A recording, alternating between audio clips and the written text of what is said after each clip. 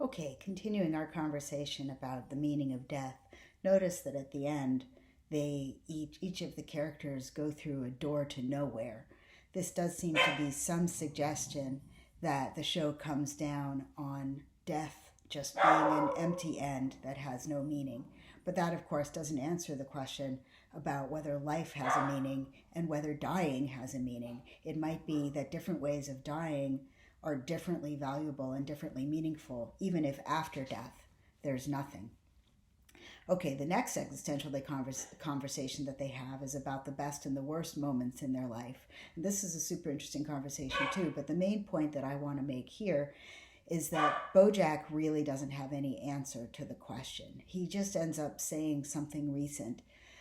He picks teaching as his best moment, which is kind of touching, but you get the feeling that that's mostly because he wants to pick a moment that belongs to his new self and that he's not really very committed to it.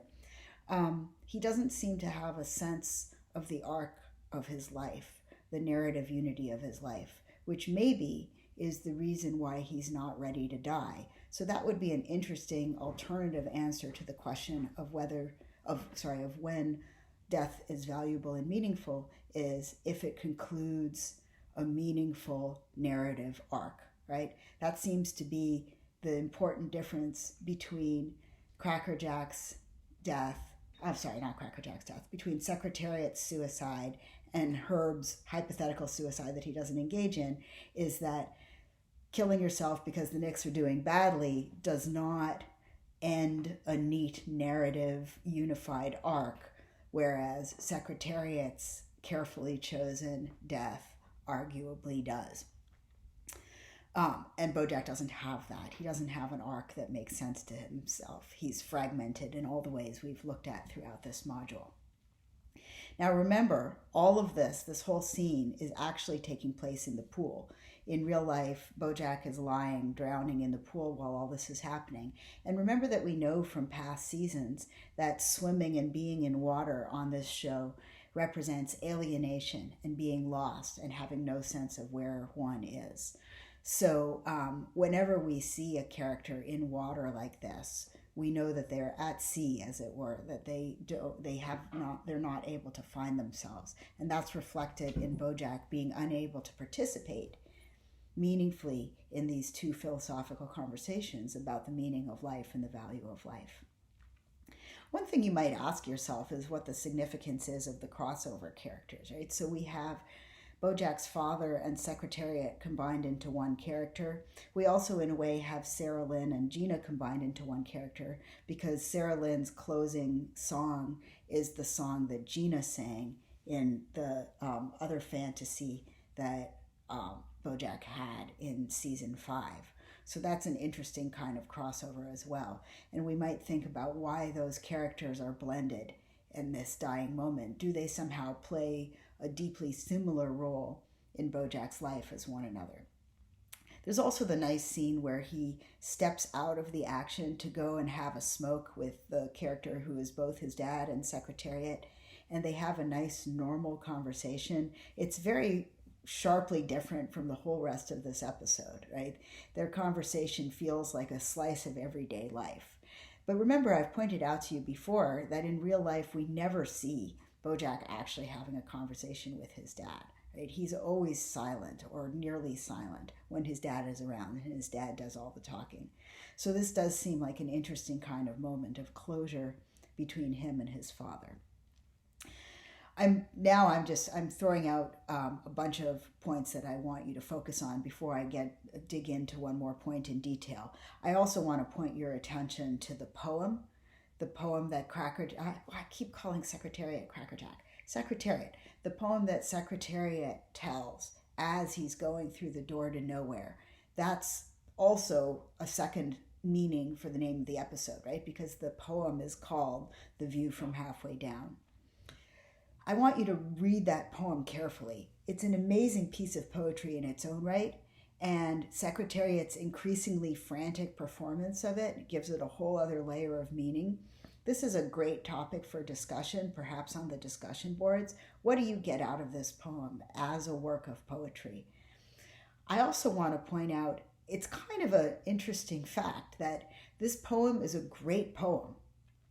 And similarly, the song that Gina sings and now Sarah Lynn sings is a genuinely great song. It stands up by Broadway standards. So first of all, that's just an impressive fact about the show, that it can just sort of along the way produce great poetry and great songs. But that's not actually the point I wanted to make. Remember that the poem and both versions of the song are supposed to be produced entirely out of Bojack's brain, right? They both happen in a fantasy that he is having. So that means that inside of him, Bojack has the creativity and the subtlety to produce great music and great poetry with layers of meaning to it.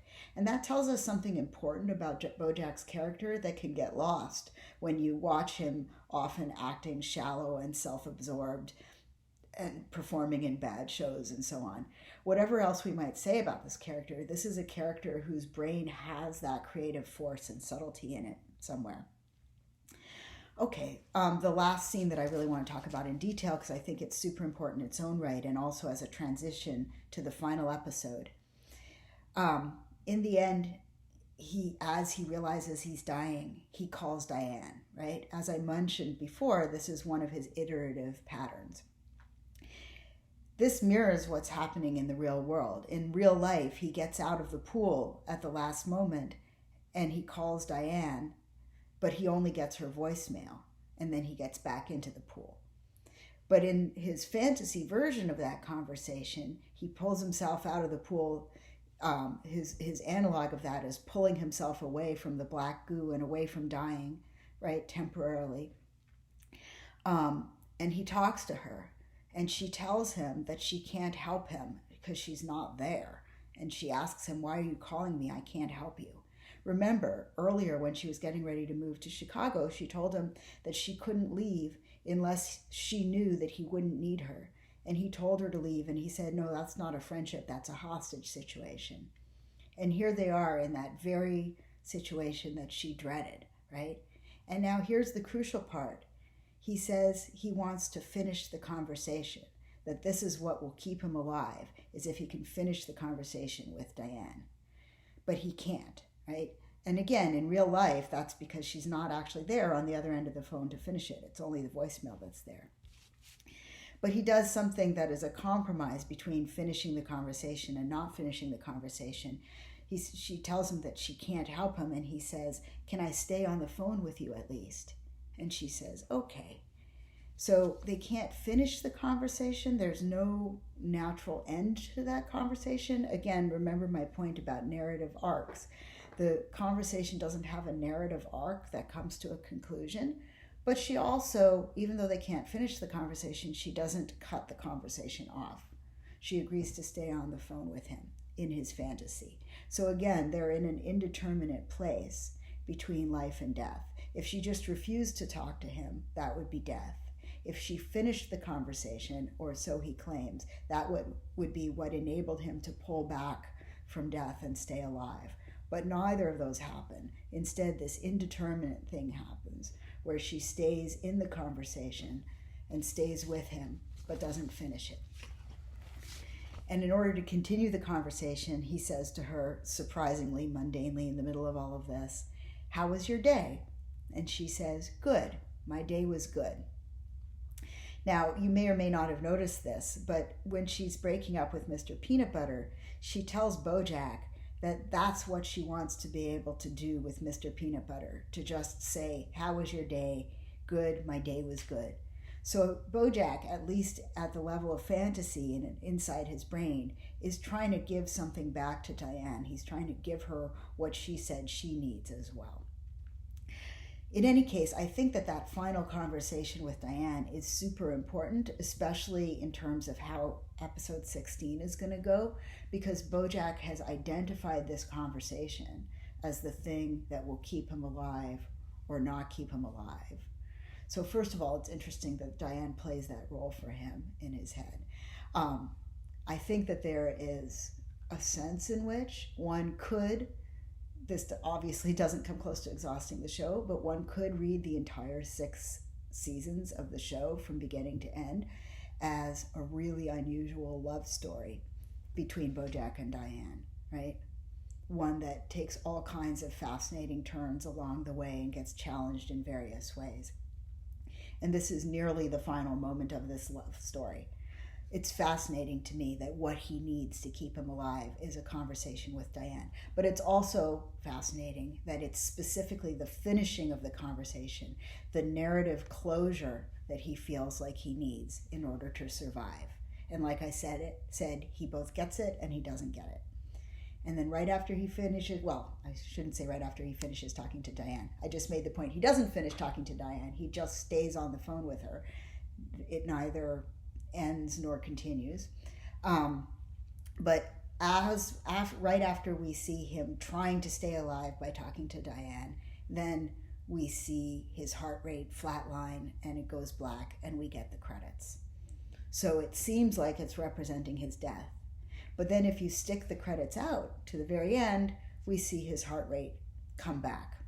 Now, interestingly, if you watch this on Netflix, unless you take steps to make it not do this, will automatically cut off the last few seconds of the credits and switch over to the next episode. You have to go out of your way. I'm sure you've all figured this out by now. You have to go out of your way to click on something to make it finish showing you the credits rather than to skip, which means that lots of the people who watch this episode are not going to see those last few seconds when the heart rate comes back on. And I'd like to suggest that that was maybe intentional, that those last few seconds of the heart rate coming back on both are and aren't part of the episode. It's indeterminate whether they're part of the episode. So the credits include both death and life for Bojack, but also the life bit at the end both does and doesn't belong to the episode, as most people will watch it. So the ending is interestingly telling us both the story of Bojack dying and the story of him almost but not quite dying and coming back to life. Okay, I'll stop there. And like I said, there's tons more to talk about in this episode than I managed to get to. I just wanted to touch on some of the highlights. Hopefully you'll do a lot of thinking about it and watching it carefully on your own. And then we'll go on to our very last lecture on the series finale. Bye.